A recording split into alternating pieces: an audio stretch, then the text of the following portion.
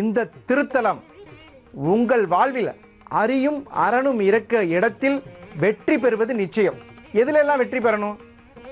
வேலை கிடைப்பது, வாழ்க்கையில் குழந்தை பாக்கியம் கிடைப்பது, தொழிலில் முன்னேற்றம் கிடைப்பது, குடும்பத்தில் அமைதி கிடைக்கிறது பெரிய வெற்றி. நிறைய பேருக்கு குடும்பத்தில் அமைதி கிடைச்சாலே வெற்றி. சந்தோஷமான குடும்பத்தில் அமைதி, நிம்மதி, இதையெல்லாம் வெற்றியாக பாவிக்கப்பட வேண்டும். கணவன் மனைவி ஒற்றுமை, சீரும் சிறப்புமாய் வாழ்ந்துட்டு இருக்கிற இடத்துல யாரோ ஒருத்தர் ஒரு புயலை வீசிட்டு போயிடுவாங்க. அந்த குடும்பம் அதிலிருந்து பிரச்சனைகளையே சந்திச்சுட்டு இருக்கும். இவர் அப்படியாமல, இவர் கேள்விப்பட்டோம்ல அப்படிங்கிற மாதிரியெல்லாம். இந்த மாதிரி தகவல்களை பொடியாக்கும் தேவையில்லாத பிரச்சனைகளை சந்தித்து கொண்டிருப்பவர்கள். இப்போ நம்ம ஜோதிட தகவல் பற்றி பார்க்கணும்னா, கேது புத்தி நடப்பவர்களுக்கு இந்த மாதிரி சம்பவம் நடக்கும். லக்னத்துக்கு 12ஆம் இடத்துக்கு அதிபதி திசை நடப்பவர்களுக்கு இந்த மாதிரி சம்பவம் நடக்கும். நமக்கே தெரியாது. அந்த சம்பவத்திற்கும் நமக்கும் எந்த விதமான ஒரு சம்பந்தமும் இருக்காது. நம்மளை பற்றிய விவாதம் அங்கு பெரிதாக இருக்கும். அதுபுறம் பொய் தான். ஆனால் அந்த பொய்யை பொடியாக்குறதுக்கு மெய்கண்டீஸ்வரர் இங்கே மெய்யா இருக்கும். நம்மளுடைய ஈஸ்வரன் மகாதேவி ஈஸ்வரருக்கு அருளிய, மகாதேவிக்கு அருளியதால் இந்த ஈஸ்வரனுக்கு பேர் மகாதேவி ஈஸ்வரர்னு பேர். ஒரு ஒழுக்க நெறியில் இருக்கக்கூடிய ஒரு பெண்ணை பார்த்து ஏதாவது ஒரு தவறுகள், அவதூறான தகவல்கள், அவங்களுக்கெல்லாம் கண்டிப்பாக சிவகடாட்சமே கிடைக்காது. நல்ல பெண்மணியை பார்த்து ஏதாவது தவறான கருத்து சொல்லக்கூடாது. அப்போ தவறான பெண்ணை பார்த்து சொல்லலாமா? அதுவும் சொல்லக்கூடாது. இறை நாடி சிவநாடி, சிவனை நாடி உனது கடன் பணிந்து கிடப்பதே, அடியாருக்கு சேவை செய்கிறத தான் அவர் வேலையாக சொல்கிறார். இது சிவகீதைன்னு பேர்.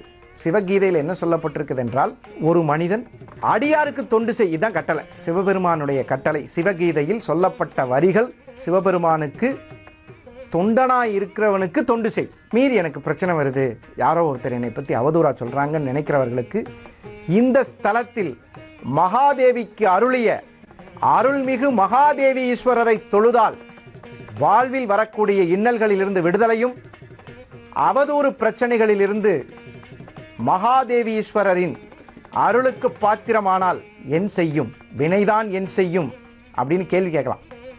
அந்த அளவுக்கு மகாதேவி ஈஸ்வரர் இந்த ஸ்தலத்தில் இப்போ பார்ப்போம். அலங்காரத்தோடு பார்க்குற முகம் நம்ம வீட்டில் இருந்தே இதை பார்க்கும்போதே பாதி பிரச்சனை தீர்ந்துடும்.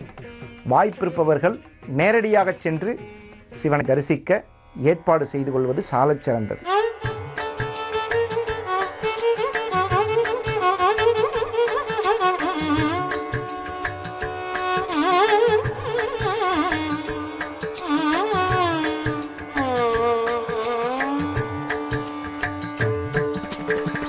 ஆதியும் அந்தமும் எல்லாரும் பெரும் சோதியையாம் பாட கேட்டையும் வாழ்த்தடங்கண்.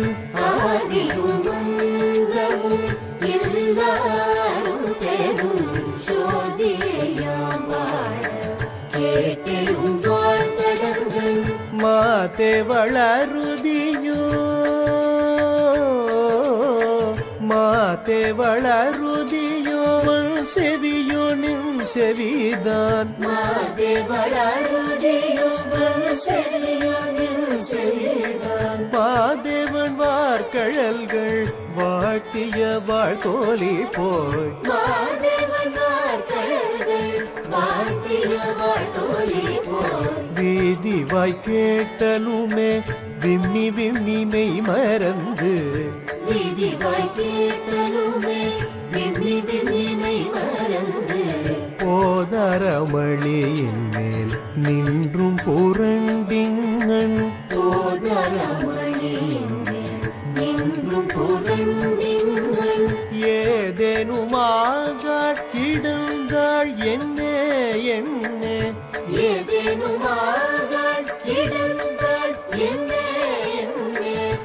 இதே என் தோழி பரிசேலொரெம்பாவாய். இதே என் தோழி பரிசேலொரெம்பாவாய்.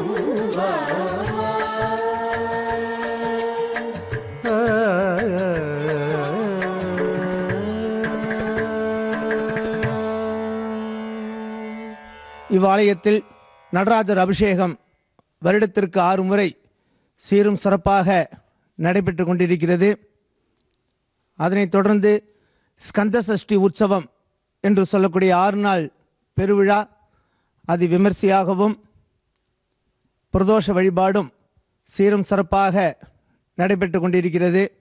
இந்த ஆலயத்தில் ஐப்பசி மாத பௌர்ணமி அன்று சிவபெருமான மகாதேவேஸ்வரருக்கு அன்னாபிஷேகம் சிறப்பு அலங்காரத்துடன் நடைபெற்று எல்லோருக்கும் அன்னதான நிகழ்ச்சியும் நடைபெற்று கொண்டிருக்கிறது.